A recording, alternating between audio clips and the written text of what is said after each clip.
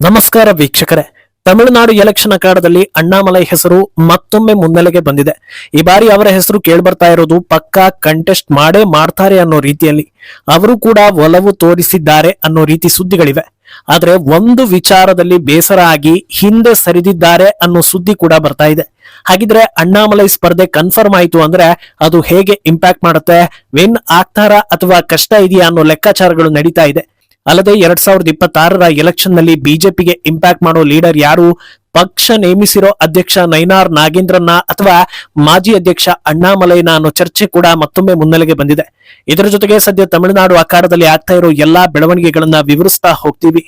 ಈ ವಿಡಿಯೋವನ್ನ ತಪ್ಪದೆ ಕೊನೆ ತನಕ ನೋಡಿ. ಅದಕ್ಕೂ ಮುನ್ನ ಮೀಡಿಯಾ ಮಾನ್ಸ್ಟರ್ ಚಾನೆಲ್ ಅನ್ನ ತಪ್ಪದೆ ಸಬ್ಸ್ಕ್ರೈಬ್ ಮಾಡಿ. ಎಸ್, ದಕ್ಷಿಣದಲ್ಲಿ ಬಲ ಪ್ರದರ್ಶನ ಮಾಡೋ ಸಲುವಾಗಿ ಎನ್ಡಿಎಯನ್ನ ಗಟ್ಟಿಗೊಳಿಸ್ತಾ ಇರೋ ಬಿಜೆಪಿ 2024ರ ಲೋಕಸಭೆ ಹಾಗೂ ಆಂಧ್ರ ವಿಧಾನಸಭಾ ಹೊತ್ತಲ್ಲಿ ಟಿಡಿಪಿ ಜೊತೆ ಮತ್ತೆ ಮೈತ್ರಿ ಮಾಡಿಕೊಳ್ತು. ಹಳೆಯ ಕಹಿ ಘಟನೆಗಳಿಗೆಲ್ಲ ಎಳು ನೀರು ಬಿಟ್ಟು ಒಗ್ಗಟ್ಟಿನಿಂದ ಮುನ್ನುಗ್ಗಿ ಅತ್ಯಂತ ಸದೃಢ ಸರ್ಕಾರವನ್ನ ಮಾಡಿ ಮುಂದುವರಿತಾ ಇದೆ. ಈಗ ತಮಿಳುನಾಡಿನಲ್ಲೂ ಕೂಡ ಎಐಎಡಿಎಂಕೆ ಮೈತ್ರಿ ಮಾಡಿಕೊಂಡು ಆತ್ಮವಿಶ್ವಾಸದಿಂದ ಮುನ್ನುಗ್ತಾ ಇದ್ದಾರೆ. ಮೈತ್ರಿ ಮಾಡಿಕೊಂಡಾಗಿನಿಂದ ಇಲ್ಲಿಯ ತನಕ ಅಂದ್ರೆ ಸೀಟ್ ಶೇರಿಂಗ್ ತನಕ ಎಲ್ಲವೂ ಸುಗಮವಾಗಿ ನಡೆದಿದೆ. 27 ಸೀಟ್ ಬಿಜೆಪಿಗೆ ಸಿಕ್ಕಿದ್ದು, ಉಳಿದ ಮಿತ್ರ ಪಕ್ಷಗಳಿಗೂ ಗಮನಾರ್ಹ ಸೀಟ್ ಹಂಚಿಕೆಯಾಗಿದೆ. ಈಗ ಸಿಕ್ಕಿರೋ ಪಾಲಿನ ಬಗ್ಗೆ ಯಾರಲ್ಲೂ ಕೂಡ ಅಸಮಾಧಾನ ಇಲ್ಲ. ಆದ್ರೆ ಕೆಲವೊಂದು ಕ್ಷೇತ್ರಗಳನ್ನ ಬದಲಾವಣೆ ಮಾಡೋದು ಸೂಕ್ತ ಅನ್ನೋ ಅಭಿಪ್ರಾಯ ಬಿಜೆಪಿ ನಾಯಕರಿಂದ ಬರ್ತಾ ಇದೆ.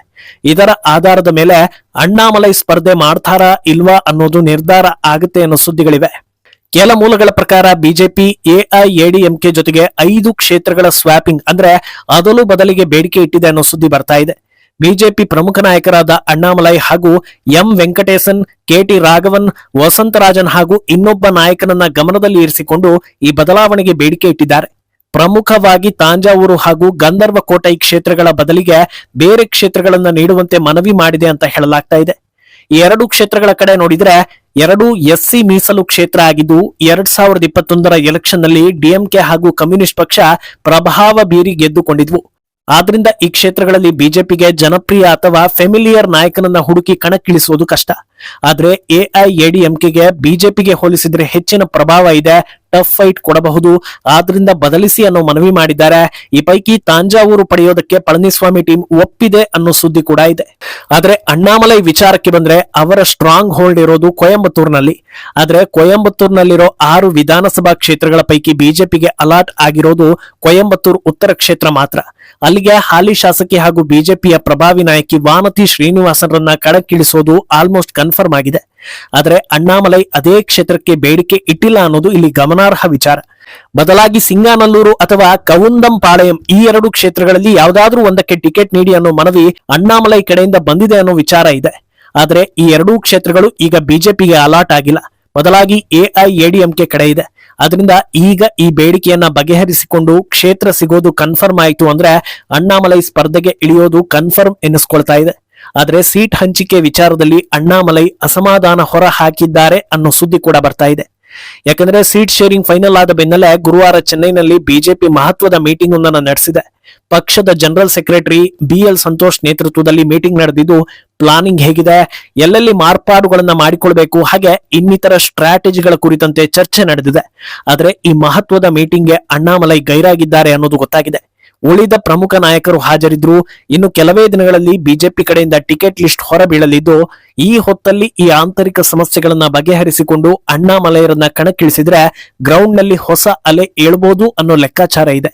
ಆದ್ರೆ ಈಗ ಸಮಸ್ಯೆ ಇರೋದು ಎಐಎಡಿಎಂಕೆ ಆ ಸೀಟ್ ಬಿಟ್ಟು ಕೊಡುತ್ತಾ ಅನ್ನೋದು. ಹಾಗೆ ಬಿಟ್ಟುಕೊಡಿ ಅಂದಿದ್ರೆ ನಡೀತಾ ಇತ್ತೇನೋ. ಆದ್ರೆ ಅಣ್ಣಾಮಲೈಗಾಗಿ ಬಿಟ್ಟುಕೊಡಿ ಅಂದ್ರೆ ಪಳನಿಸ್ವಾಮಿ ಒಪ್ಪೋದು ಕಷ್ಟ ಅನ್ನೋ ರೀತಿಯ ವಾತಾವರಣ ಇದೆ. ಯಾಕಂದ್ರೆ ಮರು ಮೈತ್ರಿ ಮಾಡಿಕೊಳ್ಳೋದಕ್ಕೆ ಒಪ್ಪಿಕೊಂಡಿದ್ದೆ ಅಣ್ಣಾಮಲೈರನ್ನ ಸೈಡ್ ಲೈನ್ ಮಾಡೋ ಸಲುವಾಗಿ. ಪಟ್ಟದಿಂದ ಇಳಿಸಿದ ಮೇಲೆಯೇ ಕಮಲ ಹಾಗೂ 2 ಎಲೆಗಳು ಒಂದಾದ್ವು.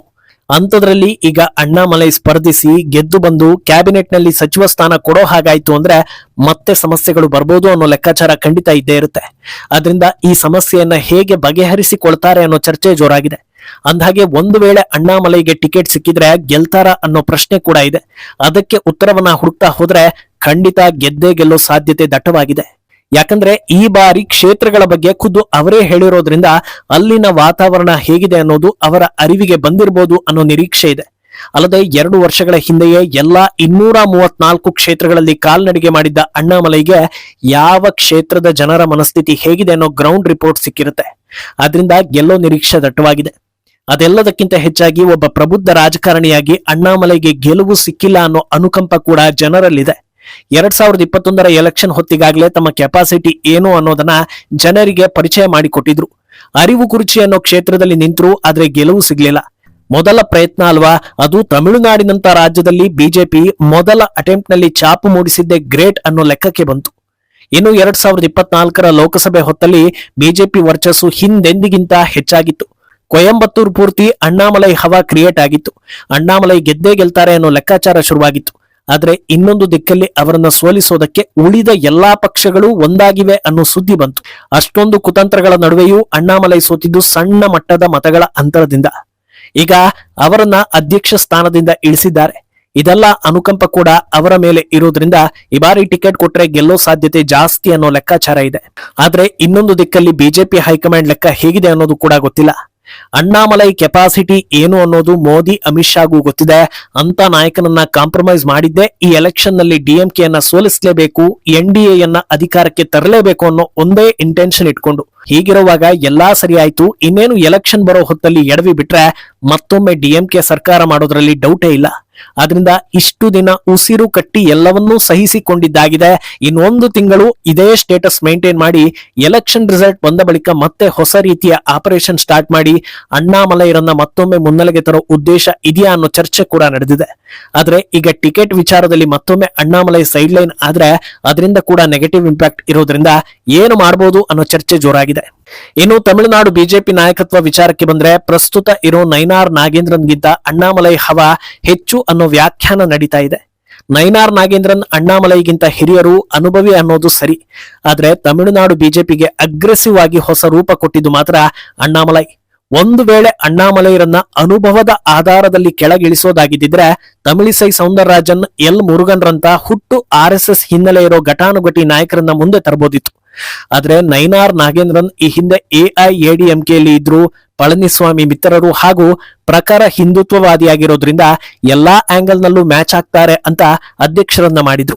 ಆದ್ರೆ ಬಿಜೆಪಿ ವೋಟ್ ಬೇಸ್ ಪ್ರಮುಖವಾಗಿ ಯುವ ಸಮೂಹ ಈಗಲೂ ಕೂಡ ಅಣ್ಣಾಮಲೈರನ್ನೇ ಪ್ರಭಾವಿ ನಾಯಕ ಅಂತ ಭಾವಿಸಿದೆ.